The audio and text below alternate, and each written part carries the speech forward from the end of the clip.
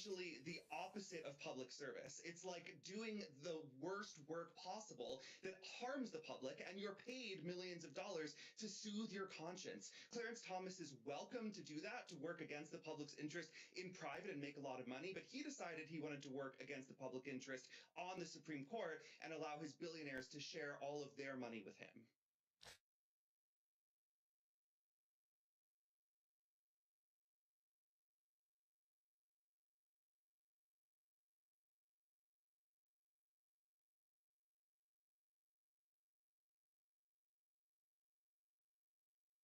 Well, we really do have breaking news tonight about one member of the Supreme Court's opinion about Donald Trump's claim that he cannot be prosecuted for any crimes committed while he was president of the United States. This opinion is very bad news for Donald Trump and virtually guarantees that Donald Trump will lose his appeal of trial court judge Tanya Chutkan's ruling that presidents of the United States are not above the law and can indeed be charged with crimes that they committed while in office. At least one member of the Supreme Court has already agreed in writing with Judge Chutkan's ruling. And what makes this an especially crushing setback to Donald Trump's hopes in the Supreme Court is that the member of the court who fully agrees with Judge Chutkan is one of the three justices appointed by Donald Trump. That means there are likely tonight at least 4 votes against Donald Trump on the Supreme Court, with only one more vote needed to crush the Trump appeal.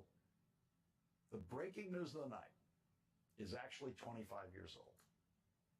In July 1998, Brett Kavanaugh wrote a 38-page article for the Georgetown Law Journal, complete with 167 footnotes. The title of what is now the most important thing Brett Kavanaugh ever wrote before becoming a Supreme Court justice is The President and the Independent Counsel. Brett Kavanaugh reviewed the history of special prosecutors going back to the administration of President Ulysses S. Grant. On page 3 of the article, Brett Kavanaugh writes, Congress can answer a question that the Constitution does not explicitly address. Is the President of the United States subject to criminal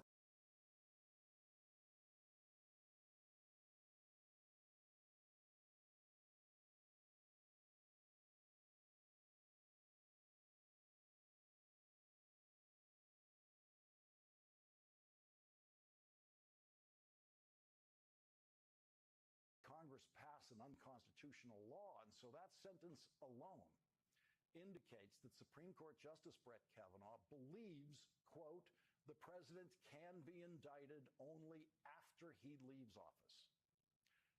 Page 16 of Brett Kavanaugh's article removes all doubt about what Supreme Court Justice Brett Kavanaugh actually thinks.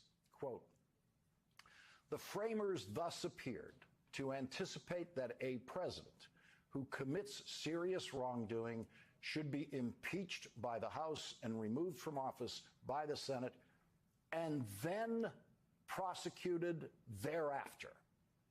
The Constitution itself seems to dictate, in addition, that congressional investigation must take place in lieu of criminal investigation when the president is the subject of investigation, and that criminal prosecution can occur only after the president has left office.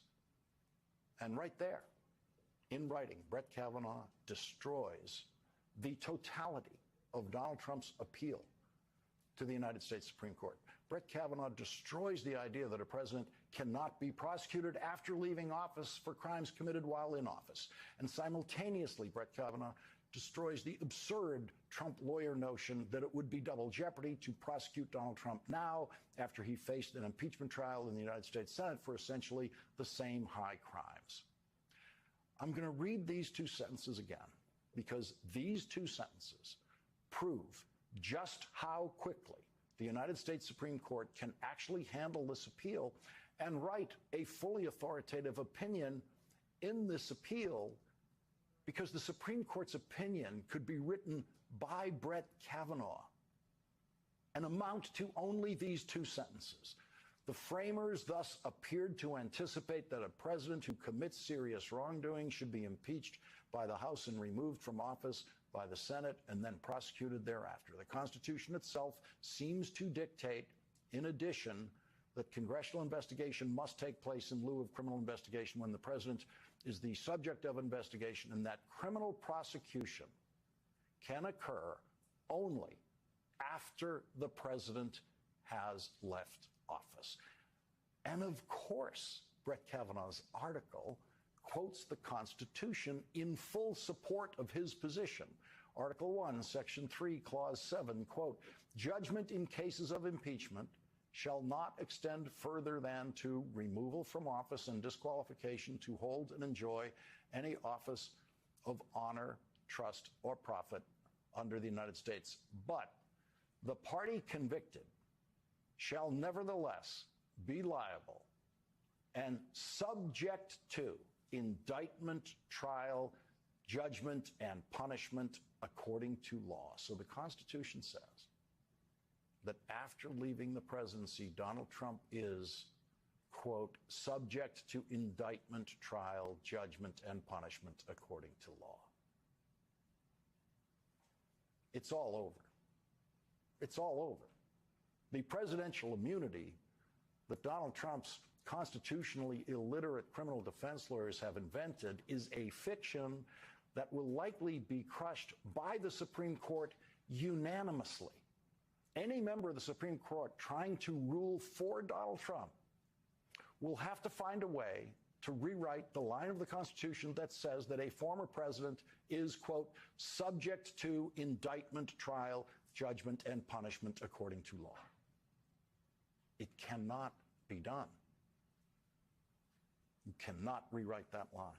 Donald Trump will be going to trial in the case of United States of America versus Donald J. Trump, possibly on the scheduled trial date of March 4th, if the United States Supreme Court acts quickly enough in this appeal, which the court in the past has known how to do.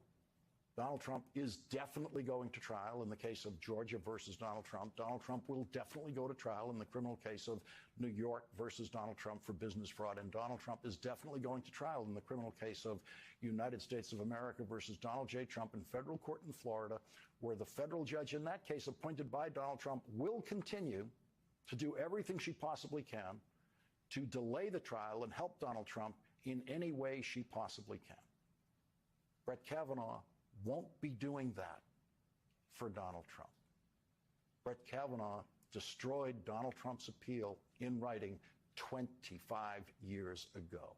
There is no more important Trump legal news tonight than the words Supreme Court Justice Brett Kavanaugh wrote 25 years ago.